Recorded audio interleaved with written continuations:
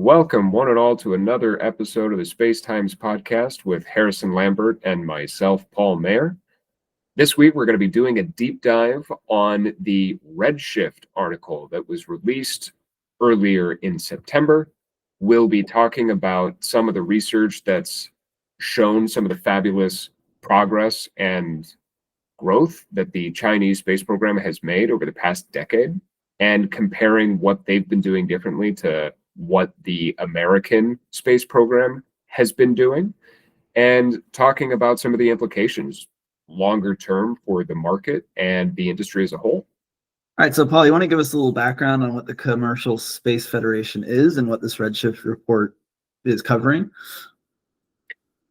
Happily, yeah. So the Commercial Space Federation is a public organization that advocates for space and does a lot of nonprofit reporting in the space industry.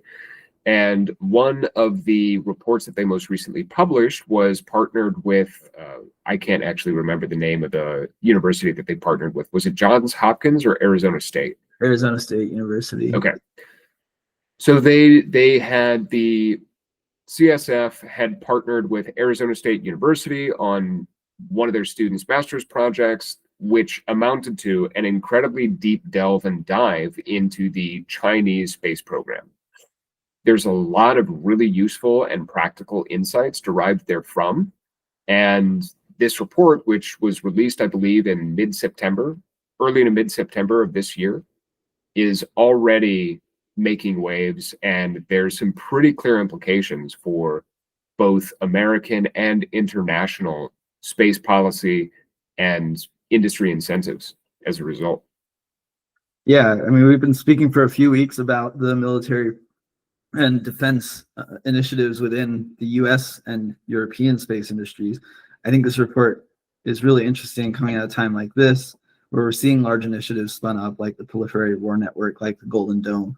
We're seeing more money flooded into the market from defense sectors, seeing the perspective from the Chinese side, which is one of the main competitors against the US and European space industries.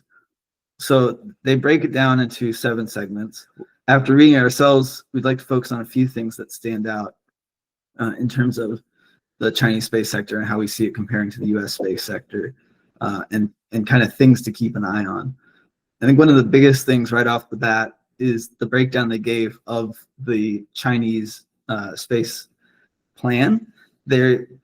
If you know anything about Chinese government, there's the large China Dream, there's the Belt and Road Initiative. That's to drive all their development across all segments of technology, government, socioeconomics, all that sort of stuff.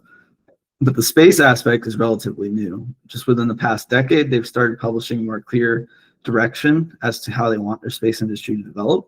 And it's a very structured approach to consistent improvement, technological development, and deployment to catch up with US capability. I think one of the most unique things about what they're emphasizing is that there's not an emphasis on military capability or defense strategy, but rather focused on scientific improvement and global international influence. These are things that America has enjoyed for decades since the Cold War. We have fostered the space community outside of Russia since that time and kind of taken it for granted within recent years.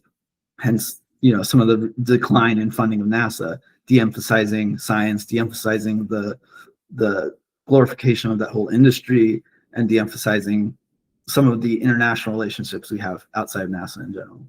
So this kind of focus from them seems to have a much bigger picture and have broader implications on their general plan towards creating an international community that rivals this United States hegemony that's developed, across the board, not just in the space industry. Yeah, absolutely. The biggest way I would try to describe China's efforts in the space program that we've seen them develop over the past decade have been to leverage all of their state assets and all of their manufacturing and technological research and development capability into turning space into a diplomatic and scientific avenue for growth and soft power.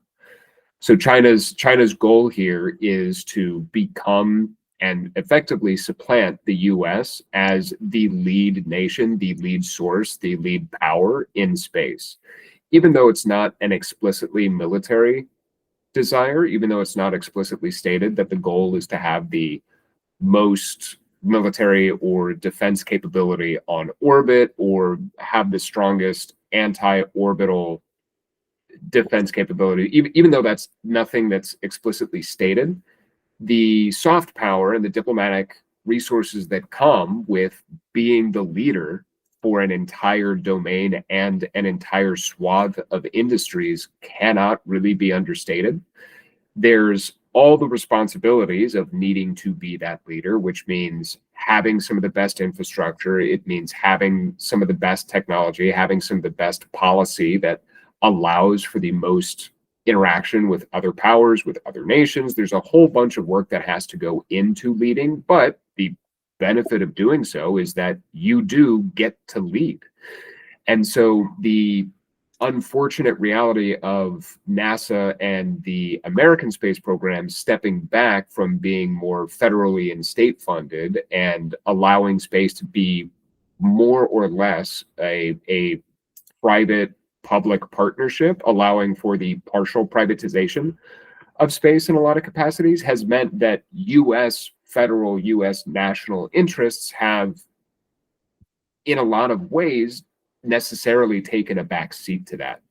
And China has identified this and is very intently trying to fill that void and become effectively the leading power in the space. They're really impressive in the way that they've gone about systematically growing and tackling the problems that they're trying to solve. I think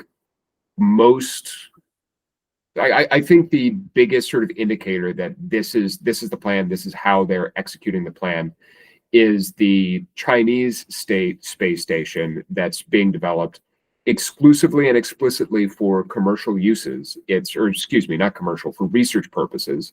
So they're creating an entire on-orbit space station purely for scientific research, which is going to cost the state of China boatloads of money.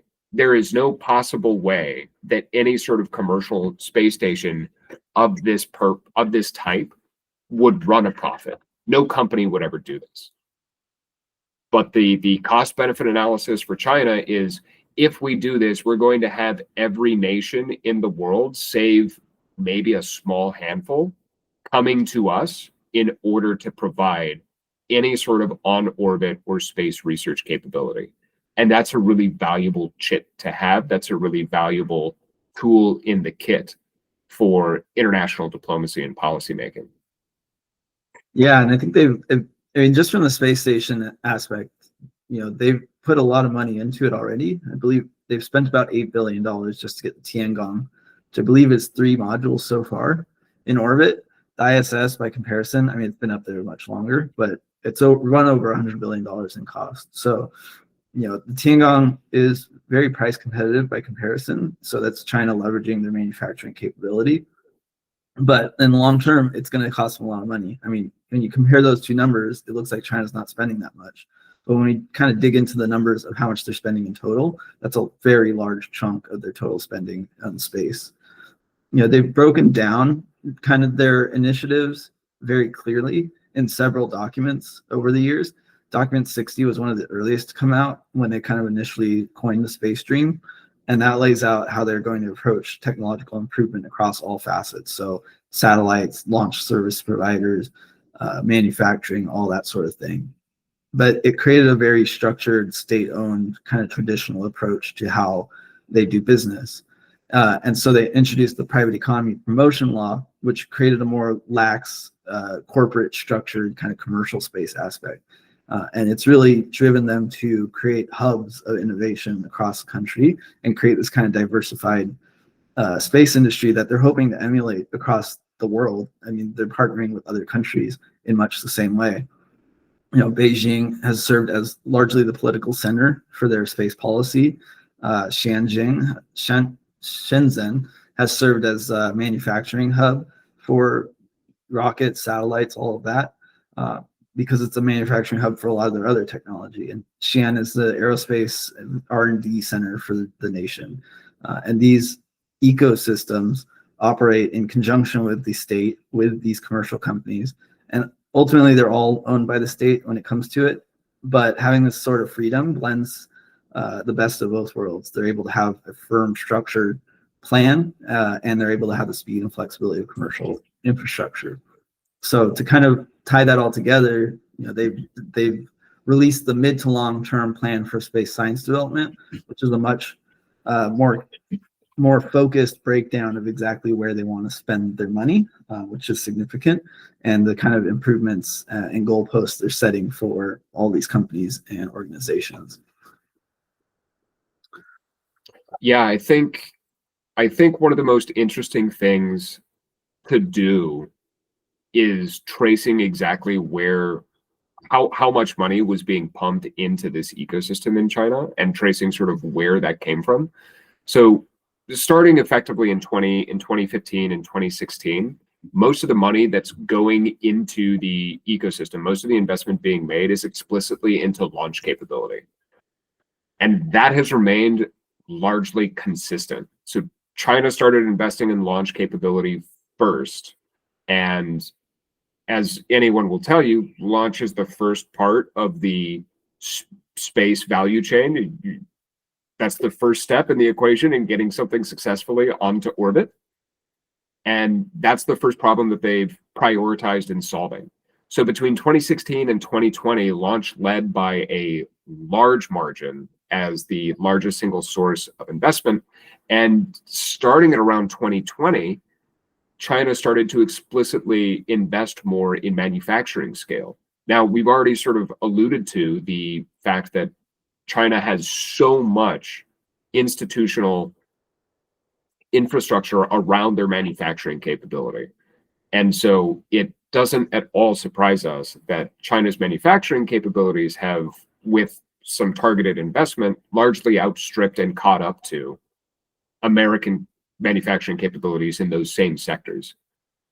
But to highlight, from 2020 through 2024, launch and spacecraft manufacturing have been at parity as far as investment goes.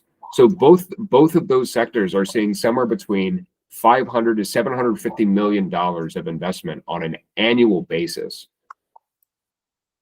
That being said, where one would next expect that same value chain, that same pattern, one would next expect to see China investing heavily in on-orbit operations or on-orbit communications. They've been investing in launch, then they've been investing in manufacturing. Next, they'll be investing in ensuring that the assets on orbit, when they get to orbit, are operating capably and effectively. And we saw a massive spike in 2024, over $1 billion going directly into the satellite communications layer of this chain, over $1 billion going in to the combined satellite manufacturing and launch capability, over $1 billion alone into the satellite communications capabilities. And there's no reason to believe that those trends are going to change anytime soon. We've seen about $1 billion annually going into combined manufacturing and launch since 2020. And there's no reason to expect that constant $1 billion investment is going to taper off anytime soon, especially sort of to your point, as we've seen China continue to increase both the capacity in the number of launch providers and the number of launch sites. I believe China has 8 launch sites domestically, and they're already partnering and developing additional launch site capability. I believe they sold 2 fighter jets to Brazil in order to gain access to their Western Hemisphere, or I guess Southern Hemisphere as well, but to gain access to some of Brazil's launch sites and launch capabilities. Yeah, it was an undisclosed number of J-10CE fighters for access to their Alcantara Space Launch Center. Okay, so point being that despite all of China's explicit investment in developing as much capacity as possible domestically, they're simultaneously doing this internationally as well, leveraging sort of their bridge and road program. There's Space Silk Road program, if you will. By contrast, in the States, we basically have two launch sites. We've got Cape Canaveral and Vandenberg.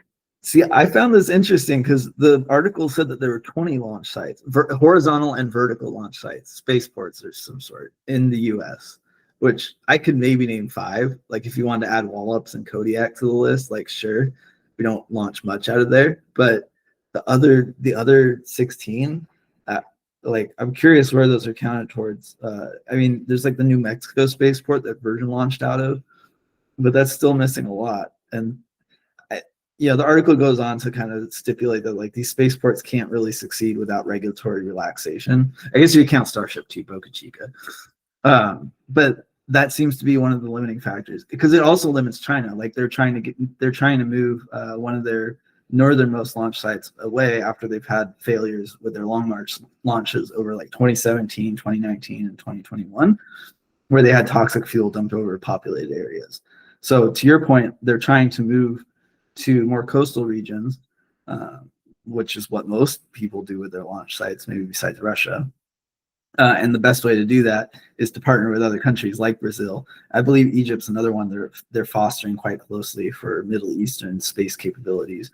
That's the headquarters for the African Space Organization. So they're definitely building up launch capabilities in terms of sites they can launch from across the globe through these international initiatives. And the success of their Yellow Sea launch platform, which allows them to launch off the water, would give them even more access to greater launch sites. You can get better access to different orbital domains. It's something that America's tried in the past and failed at. God, if there's one thing that makes me hang my head through this whole article, it's really like, oh, they did SLS. Oh no. Well, we had C, and it sort of worked. It was one of those like it worked every other time until they ran out of money. But it seems like they're seriously looking at Yellow Sea as one of these options for solving this launch site issue. Yeah, I can say that amongst the U.S. Space Force and amongst the DoD community, it is a recognized and known problem that the American launch capabilities are bottlenecked, both in terms of launch providers and in terms of actual launch sites themselves. So this is not, we're not breaking new news here or sharing anything that the higher ups elsewhere in the industry don't already know, that we're pretty darn concentrated as far as it comes to launch capability. And despite being a very centralized effort, China has pretty intentionally left the launch ecosystem largely fragmented and diverse. They've been executing the American innovation playbook and the Chinese scale playbook effectively, which has been very impressive. Yeah. I mean, you brought it up, but the fact that they're spending $86 billion in total over the past 10 years or so, but it's been primarily focused down on the RF and position and timing industries, as well as manufacturing and launch services. Like that wasn't how it was for the past 10 years. There was a very clear kind of pattern into where their money was going. Early on, a lot of money was going into RF. In fact, I was taking up most of their money, even though it was a smaller amount at the time, for them to build up their BeiDou satellite system, which was to rival GPS, and at this point has more satellites on orbit than GPS, GLONASS combined. And it's become relatively internationally adopted. We have companies even like Qualcomm that include it in their chipset to allow devices to use that. That's not a Chinese-owned company. So there's a global adoption to that comms satellite service, and they're planning to build it up, but they've already essentially matched the US's capabilities with GPS. And similarly with the Earth observation, they launched about 3,000 satellites to do global reconnaissance, and have since then dropped the funding on EO to also 4. Like it's one of the smallest investments they make in the space industry, which is odd when you compare it to the US because we still spend quite a significant amount on Earth observation. So there seems to be kind of a mismatch there. But the things that do align now, in the sense that they've kind of caught up with some of the core space functionalities that we built over the years, the GPS satellites, the Earth reconnaissance, the Tiangong space station. They have smaller, maybe less capable, but roughly equivalent systems in place now. And now it's a much closer race to see who comes out on top next. And I think the fact that most of their funding is aligning for space launch, which, as you clearly described, is one of the most restrictive factors for everyone right now, is key there. The RF PNT improvements, the amount of money they're spending there, parallels the rest of the world's focus on mega constellations like Starlink and Kuiper and these kind of RF constellations we've been talking about. But one of the more interesting ones is that an almost equal amount of money is going to their manufacturing capability, which I kind of want to highlight and talk to you a little bit about, because that one seems out of sync with the US and EU. It's an area that China is very strong at. Manufacturing has always been their strong suit. But I think the bigger thing here is that US is almost fighting against this focus on manufacturing. There are many fractured companies that are trying to create businesses around rapidly building and deploying spacecraft buses. But it doesn't seem like there's a real winner coming out, and there's not a focused effort to create this commoditized bus that can serve the US interest in deploying large amounts of satellites like China is able to do.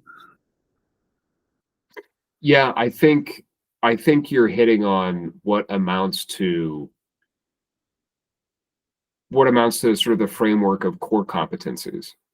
So if we were to describe some of the US space industry's core competencies, we would probably say innovation is up there. We would probably say a lot of the constellation capabilities that are being developed by SpaceX and by Kuiper, we would probably point to that. We would point to probably launch capabilities as well, led primarily by SpaceX, but manufacturing is not on that list. Manufacturing would be a second or third order competency that we would have. It's something that it's not a strength that we are leveraging in quote unquote winning the space in which we are playing. It's a weakness that we are overcoming in still managing to win the space in which we are playing. However, for China, that is the complete opposite. Manufacturing is and has been China's core competency for decades. And prior to the auto industry leaving the US, and prior to the US's, I'll say, systematic export of manufacturing capabilities, the US was the world leader in manufacturing, and it absolutely was one of our core competencies. But because we as a nation, we systematically put those skills and all of the negative and detrimental effects of those jobs and work being done here, the environmental impacts, the health impacts, et cetera, because we elected and decided to effectively overseas all of that work, we're sort of seeing the consequences of that today. And China's core competency of manufacturing has been absolutely accelerated and buoyed by Apple's investment in the nation as their manufacturing hub for 20 years at this point, 20 or 30 years. But the idea that China's core competency is manufacturing being because of a unique policy program or unique forms of governance or some other form of secret sauce isn't entirely accurate. It doesn't paint the full picture. The reality of the situation is that Apple and similar tech companies like Apple, when they elected to overseas and centralize their manufacturing in China, invested billions upon billions of dollars in building out the infrastructure, the training, et cetera, everything necessary to build all of that up.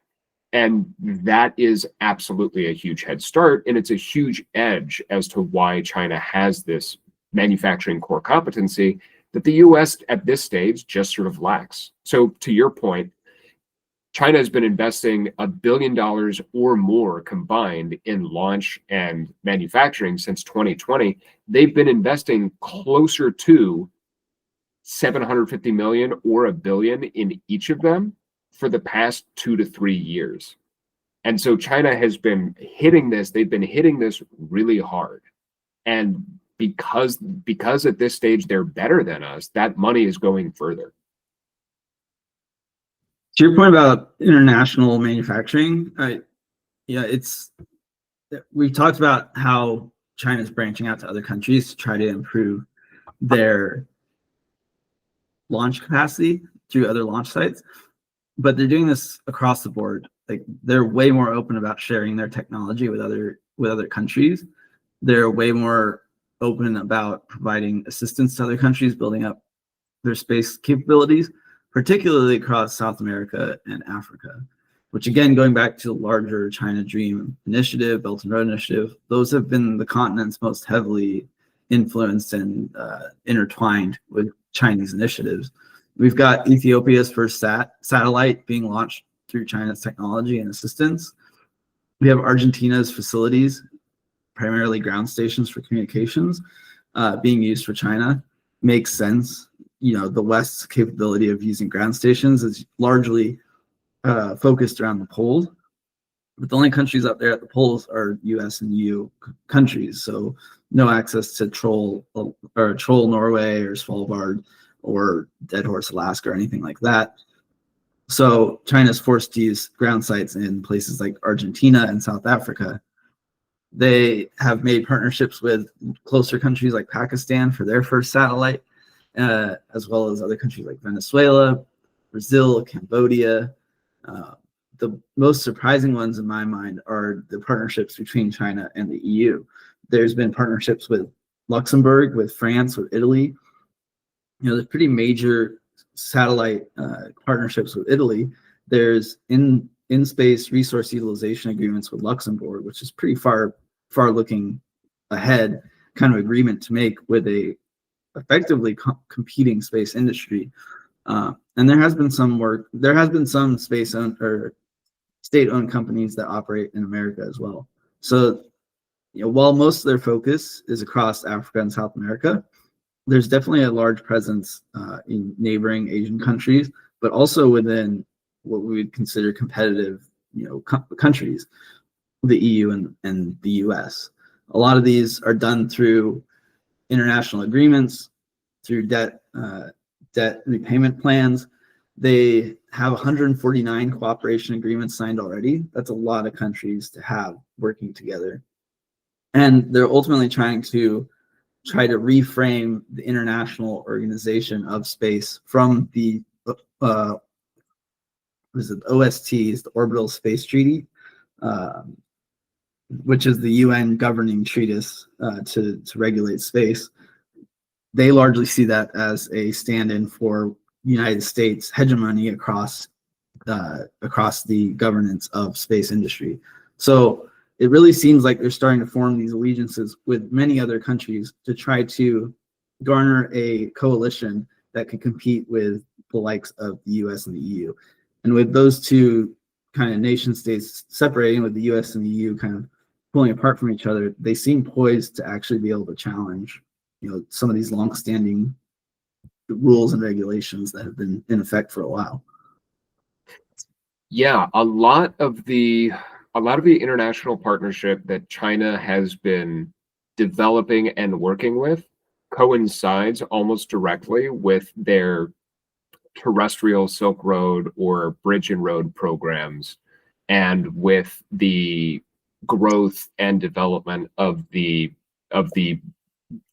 BRICS International Intergovernmental Organization.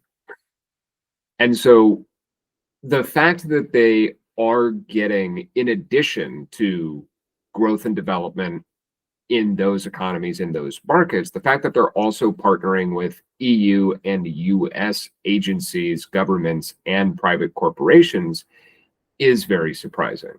That's very much sort of outside of the traditional pipeline, we'll say, that China's international diplomacy has focused on. but is impressive nonetheless. Luxembourg, while being I think the second smallest nation in Europe, second only to the Vatican, which is about 2 city blocks in Manhattan. Luxembourg is pretty central to the European space economy and the European space industry as a whole.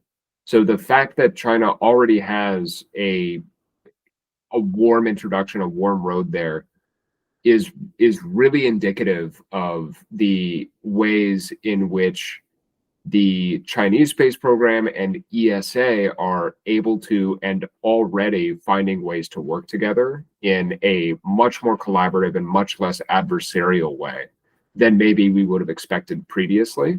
And to sort of the point earlier, those partnerships and those relationships were relationships that historically had been held with the US. So because the US has sort of ceded that ground, because the US has provided that space, it's fair game for whomever wants to step in and whomever wants to lead and take charge of that. And China is absolutely doing so. China is absolutely leading the way in stepping into a lot of this vacated responsibility in the space ecosystem as a whole. Yeah, and I think it's really interesting because it does show up, like these geopolitical factors show up in their space designs. Like it's been a factor that they've had to account for in their approach that they take to their technology. For a while, they had access to Sweden and Australia for ground stations, but those have since been revoked. And even with those, it's not large access to polar regions where you have high ground contact revisits. So they don't have great access to their space assets unless it's geostationary where you're hovering over the same spot. It is a hindrance to their low Earth orbit satellite constellations. So it's kind of forced them to move towards a more space-based communication relay system, which we see in their BIDO system. We see in their Kwaikwao, I'm pronouncing that way wrong, Kwaichao lunar relay system. We even see it in the difference between their space situational awareness and our space domain awareness approaches. Just last week, we talked about the dark demo. They've had to rely more on space satellites. I mean, we talk about how Canada took that approach. So China, much the same way, is taking that same approach, not just in satellite design, but their overall satellite network has had to be largely space-based. So these mega constellations are actually going to have an outsized benefit to their industry since they're already poised to use it to the maximum effect, not just for Earth-based applications, but to really bolster their space capabilities. I mean, we had again talked about space domain awareness advancements. They're really up there neck and neck with us. We've talked about how the U.S. had done a rendezvous proximity operation demonstration with France back in February. China had done a very similar rendezvous proximity operation demonstration during the summer with the Shijian satellites. And the U.S. retorted in kind just this last month with another demonstration. So there seems to be this real heated race between nations to try to show their capability of monitoring space and being able to operate within it. This plays out in other regulations like launch restrictions. There's coordination amongst nations that needs to be improved, honestly, about how launches are handled. And probably one of the biggest things that we're seeing is the international regulation of spectrum rights. It's a physical constraint that we really can't kind of work around politically. Nobody wants somebody else's satellite talking over the other. And it's a real mutual assured destruction kind of scenario if you just allow anybody to operate however they want. So there really does need to be that international structure to regulate it, but it's proving to be a sort of arms race between nations because everybody's rushing to claim the spectrum that they need for their constellation. And the rules in place now make it a very competitive landscape. And we saw SpaceX just a couple weeks ago buy out EchoStar for $17 billion just for spectrum rights. So there's clearly a lot of value to be had there. And China is taking just as urgent of an approach to claiming the spectrum rights, where they're pouring tons of money into getting satellite constellations up quickly so that they can stake claim to their space domain, to their spectrum rights. A lot, like we talked about, a lot of their money is getting poured into manufacturing. Just one company, Space Sale, got $1 billion to try to deploy 90 satellites in under a year. Not only is that an impressive cadence to be able to produce and launch satellites on its own, like that already demonstrates the other two sectors they're investing heavily in, but it also shows that they're able to deploy constellations very quickly. 90 satellites out of their planned 12,000 satellite constellation may seem pretty small, but it's a pretty big jump to go from 0 to 90 in under a year. Yeah, when we in our previous lives, I believe the contract signed to launch date, like what we could do that nobody else could do, was hit that timeline so fast. And I think that timeline was 2 years. Granted, it was a different class, different asset class of satellite than some of the LEO and smaller things that we're seeing now. But still, in order to get any satellite from contract sign to launch in less than 12 months is really impressive. The ability to do so at any scale is really impressive. So they're doing it order of magnitude dozens. Yeah, that's pretty meaningful. Yeah, and it reminds me a lot of OneWeb, because they got that SoftBank investment of $1 billion years ago to deploy their constellation. But the speed at which OneWeb was rolled out and the scale is smaller than what China's talking about. So, that Starlink has maybe kind of set a new goalpost for mega constellations, but I see more parallels between OneWeb and the new, I'm forgetting the names of them, but the new mega constellations that China's proposing. So they're really having to play catch up on some areas, but on other areas, they're poised to kind of take the lead if where they're focusing really pays off. And I think a lot of the focuses we're talking about are like core competencies. They're things that every nation, the whole space ecosystem is focused on. But going back to the beginning, like the big picture for them, they really want to lead in technological advancement. I think really that's what gives them the momentum they need long term, not just to get them to a point where they're better than us, better than the US, better than the EU, but where they're able to consistently outpace us into the future. And a lot of that's focused on some of the technologies. A lot of that's been demonstrated through the technologies that they've developed. I mean, just one of the main competitive areas, not just between US and China, but even within the US and the EU, is rocket capabilities. SpaceX has been so far ahead for so long. Nobody's really even been able to have a scalable, reusable rocket system yet to compete with the Falcon 9. There's emphasis from the Chinese state, on the Chang'e series of rockets to try to compete with that. And they have many series of rockets. They're able to compete with small and medium launch providers very easily. But they're getting closer to being able to compete with the Falcon 9 with the CZ-8 version of the Long March rocket, which is the anglicized version of Chang'e, probably the one we've heard more often. And there's a dozen launch providers that they are funding that almost have this diverse approach to breaking down all the advancements that the US has held on launch providers for a while.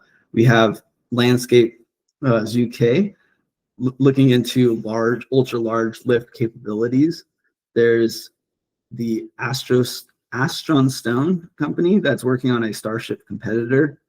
There's the Space Tie has done one of the first Methalox rockets that they have. Traditionally, they've used hydrazine. Within the past few years, they've moved towards a kerosene-based system. Methalox is what SpaceX uses. They're moving closer to that. So we're seeing very diverse movement towards advancing their launch technology to be competitive with the US. And if they are able to do that, they're actually outpacing the EU, because the EU doesn't have SpaceX capabilities yet either. And have only recently started focusing a lot of their funding on trying to reach that capability. When we go beyond launch capabilities, there's other even, crazier technology that they're pursuing that I think will really, set a pace for the rest of the world to keep up with. We've talked a little bit about quantum compute and quantum communication and the implications on defense. China's been so far ahead in this technology. They tested it back in 2017 on the Messium satellite. They're just this year testing lunar bricks for their reliability on orbit on the Tiangong satellite, and next year planning to launch 2 Chang'e rovers to the moon, along with some lunar rovers from Roscosmos to further test the lunar brick capabilities. So it gets into that space habitat developments that we've kind of talked about. And they even have some satellites launched with ionospheric, the capability to detect earthquakes early based on ionospheric reactions, which I've seen research out of United States universities about this just this year. That satellite's been up there for years. So China is far ahead in some of these really advanced technologies. Whether they're closer to commercializing it or using it for some Earth-based application is yet to be seen. But they're keeping a very fast clip. I mean, just some of the ones they highlighted, the Kuai-Yun stratospheric balloon array, likely to compete with our persistent aerial platforms and the relationship between that and spacecraft. There's the Tengyun space plane, which should compete with our X-37B and the Vortex space plane that France is planning to build. So again, they could easily outpace the EU there. They have the Feiyun solar-powered drone array. So again, this sort of joining of space assets and aerial assets for an enhanced hybrid system. They have the Jinyun IoT L-band, which is a huge leap forward for the PNT and RF systems that they have going. A Tianzhou cargo spacecraft could compete with our Dragon and Cygnus, and the Shijian for ISAM, so in space assembly and manufacturing. That's the same spacecraft they demoed the rendezvous proximity operation capability with over the summer, but they're saying that this spacecraft is highly capable and able to do robotic manipulation on orbit for not just interacting with enemy spacecraft, but to build up their own spacecraft, particularly the Tiangong. So advancements across the field, so many technologies they're working on. And it's not just that they're saying they're going to work on it. They've actually been demoing these capabilities for years. And so this focus has seemed to be paying off. If they can keep this pace, this is the kind of momentum that puts them ahead of other nations that have started pulling back on the investments for some of these more moonshot ideas and capabilities and kind of seeded them over to our commercial markets. Yeah, I think I remember reading in the article that China has been reliably hitting their deadlines to get humans back on the surface of the moon by 2030 and to get Martian samples back to Earth by 2031. So this is absolutely a literal and figurative moonshot for the space program's efforts. They have 100% been focused and been solving all of the different problems necessary in order to achieve those major milestones. And again, we first announced in, I believe it was 61, might have been 62, but we said we were going to go to the moon 10 years almost before we actually got there. There was so much concentrated, deliberate work that needed to go into it. This huge swath of technological advancements that China has been at the forefront of for the last 5 years, plus or minus, are all different individual piecemeal solutions that help build them towards their own lunar landing, their own moon landing moment, which is what they're really driving towards. Yeah, I mean, they have had this very focused effort for not that many years, and they've caught up with the progress that we've made in 6 decades, which is very impressive. If they keep on that pace, it's a real challenge to space authority. And that's kind of what this article was written to emphasize, is that if we don't pay attention to what China's doing, they're going to easily pass us and stay there. And there's a lot of recommendations that this organization makes to the U.S. space industry and defense sector on how they should anticipate that and make moves to counteract it and keep our strength in the space ecosystem. So you want to go over some of the recommendations and kind of what your takes on them might be. Yeah. So I think I would broadly categorize the recommendations that the article makes as both cutting regulation in the space and also increasing investment. And by increasing investment, I mean uh, both private and public investment. So companies or SpaceX investing more into the space, and also U.S. Space Force and NASA investing more into the space. And largely speaking, broad strokes, I would push back against deregulation as a solution. The reasoning behind that is that deregulation will allow for more private industry to play in the space. However, as we said earlier in the show, private industry would never build a research space station. There's no business case for it. Government or the state would be able to do that.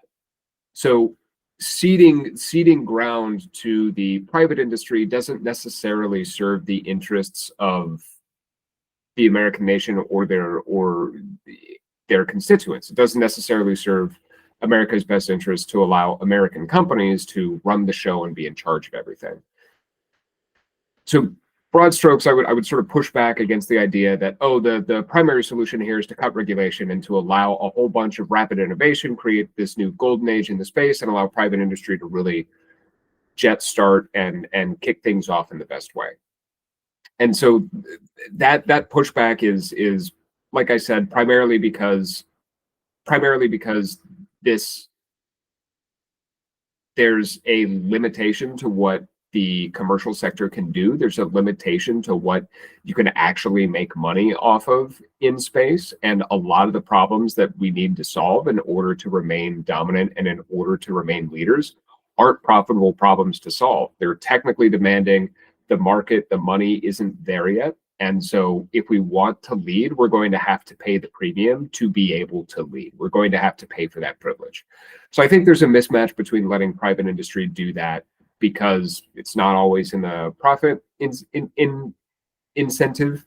And on the other side, I also think that, we've already seen the Chinese space program getting and building relationships with Western private companies. So to say that, okay, these companies are aligned with American interests today doesn't actually mean that they'll still be aligned with American interests tomorrow. Whether tomorrow is actually tomorrow or is in 15 years, that could and most likely will shift over time.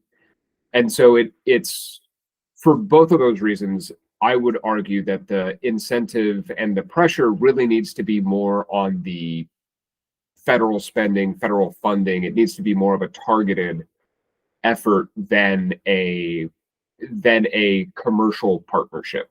So I would want to see NASA's budget increased tenfold year over year for the next 3 years.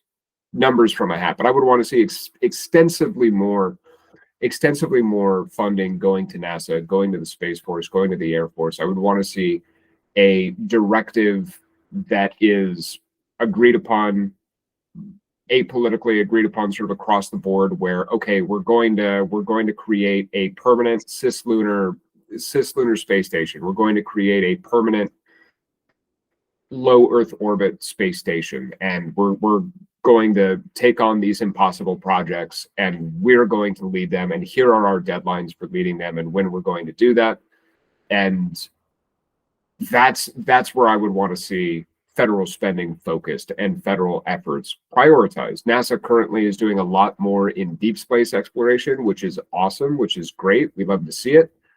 But the geopolitical and leadership implications of being the first people to send explorers to the different moons of Jupiter and Saturn are very different than the political implications of putting people back on the surface of the moon or getting people into Martian orbit and back. Remember, Russia got to Venus first.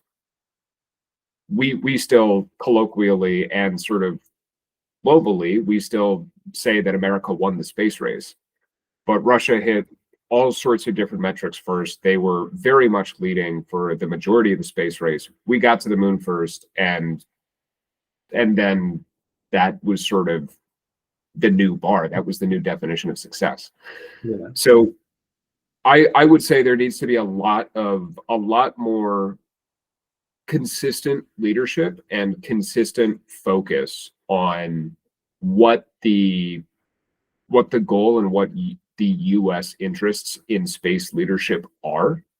And then if we're sort of aligned on that, then some of the big challenges that we'd need to solve are the launch capacity challenges that the US feels, both in the number of launch providers and the number of launch sites that we have access to.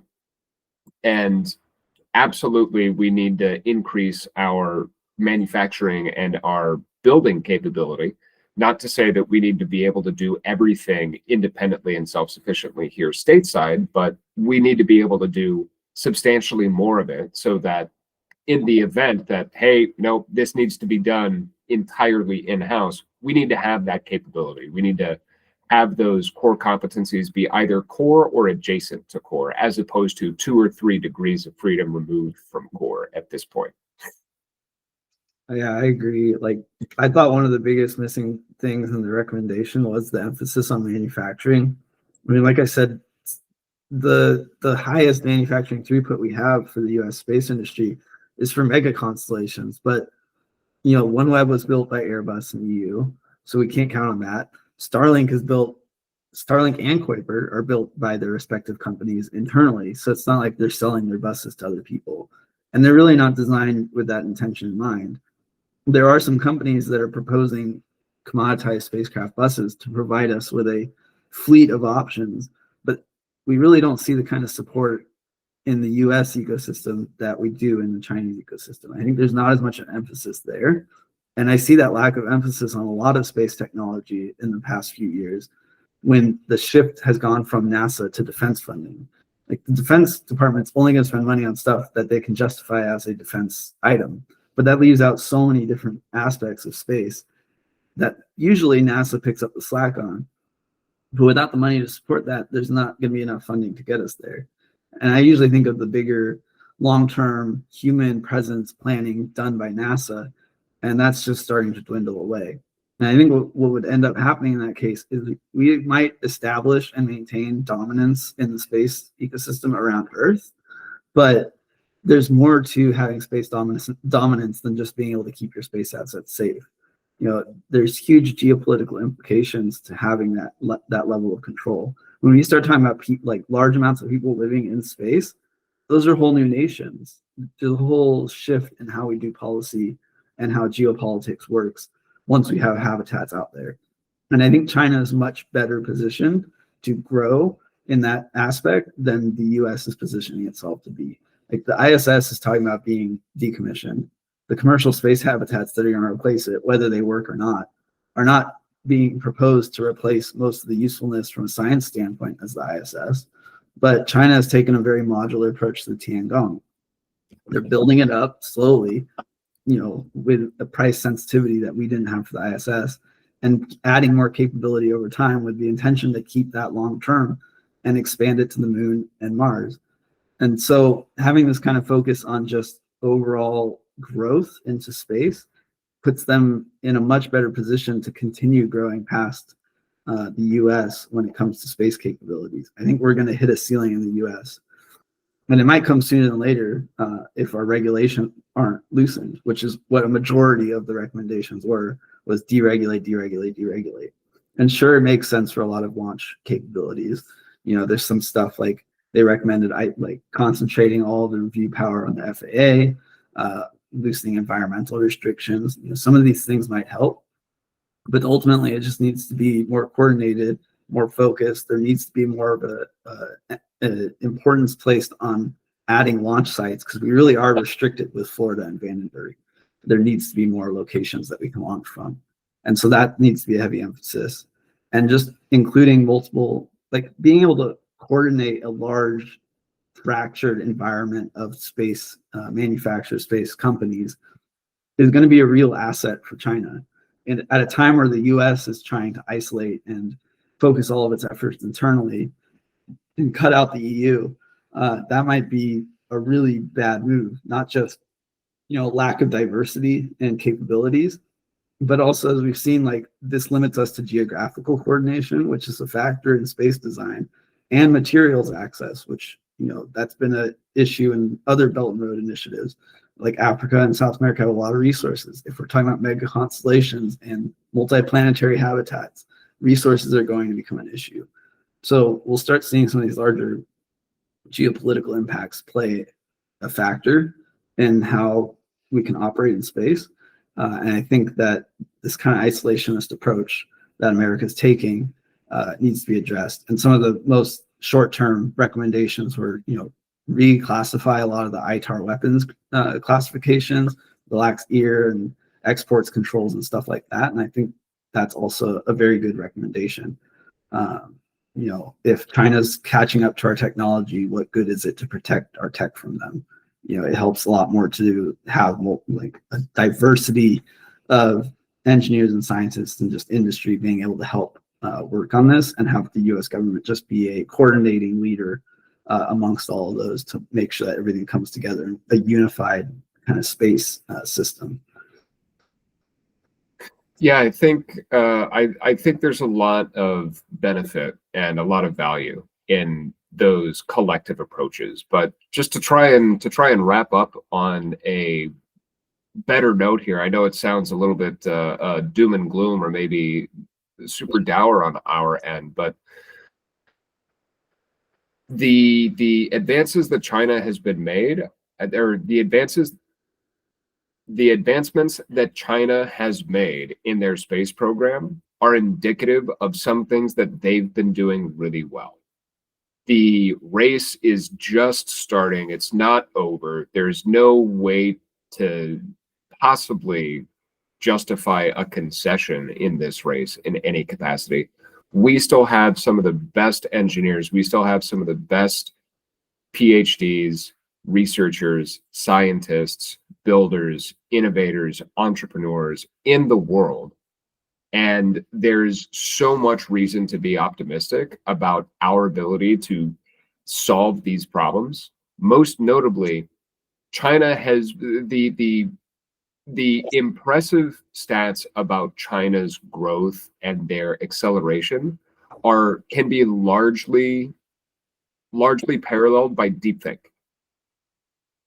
They managed to, in a fraction of the time that it took the American AI industry to build out the AI infrastructure and the capabilities that they had, China was able to do so, copying and standing on the shoulders of giants rather than trudging new ground or doing it themselves.